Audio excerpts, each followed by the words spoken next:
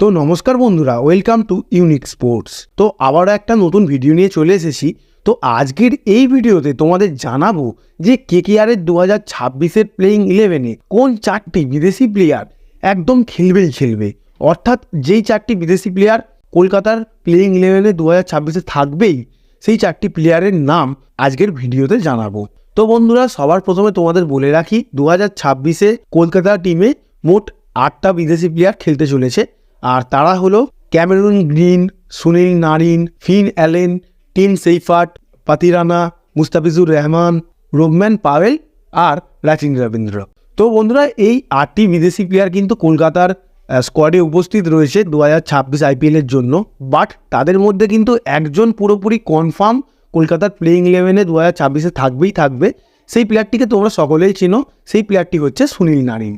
তো এই প্লেয়ারটি কিন্তু কলকাতার প্লেইং 11-এ থাকবেই। তো বন্ধুরা, তিনি কেমন প্লেয়ার সেটা কিন্তু বলতে লাগবে না, কারণ তোমরা এত বছর ধরে তো দেখে আসছো, তোমরা নিশ্চয়ই সকলেই জানো।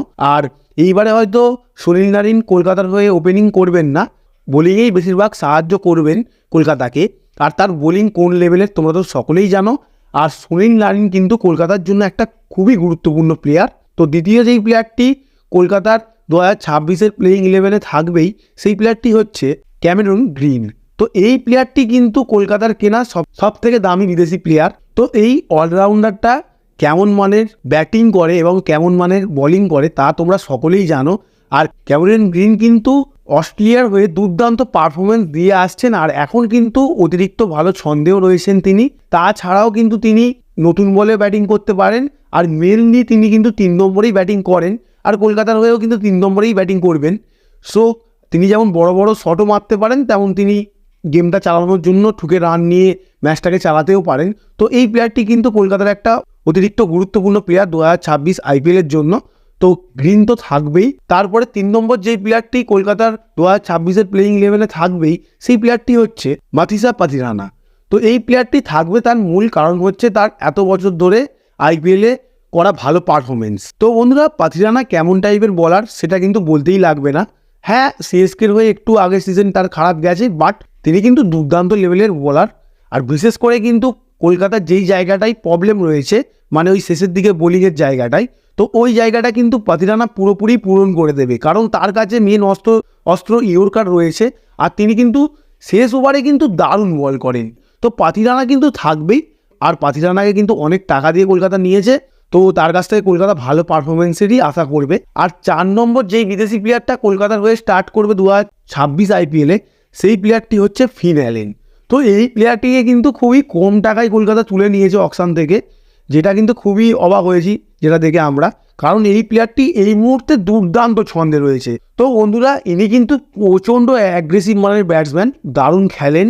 আর দ্বিতীয় কথা হচ্ছে, প্রতিটা রাইট হ্যান্ডেড ব্যাটসম্যানদের কিন্তু একটা প্রবলেম থাকে, সেটা হলো লেফট হ্যান্ডেড বোলার। অর্থাৎ লেফট হ্যান্ডেড যেসব স্পিনার রয়েছে তাদেরকে খেলতে কিন্তু একটুখানি রাইট হ্যান্ড ব্যাটসম্যানদের সমস্যা হয়। কিন্তু ফিন অ্যালেন কিন্তু এই বিষয়েও দারুণ, কারণ তিনি লেফট হ্যান্ডেড স্পিনারদের দারুণ খেলেন। আর তাছাড়াও তিনি কিন্তু সমস্ত বোলারদেরই ভালো খেলেন, আর বিশাল অ্যাগ্রেসিভ টাইপের ব্যাটসম্যান। তোমরা কিছুদিন আগে তার ম্যাচও দেখতে পারো, তিনি ভালো পারফরমেন্স দিয়েছেন আর ভালো ফর্মেও রয়েছেন তিনি এই মুহূর্তে। তো বন্ধুরা, আরও যেই 4টে প্লেয়ার রয়েছে, রোবম্যান পাওয়েল, টিম সেইফার্ট আর রাচিন রবীন্দ্র এবং মুস্তাফিজুর রহমান, এই 4টে প্লেয়ারের যথেষ্ট পরিমাণে এক্সপিরিয়েন্স রয়েছে। আর এই 4টে প্লেয়ার কিন্তু এই মুহূর্তে দুর্দান্ত ছন্দেও রয়েছে।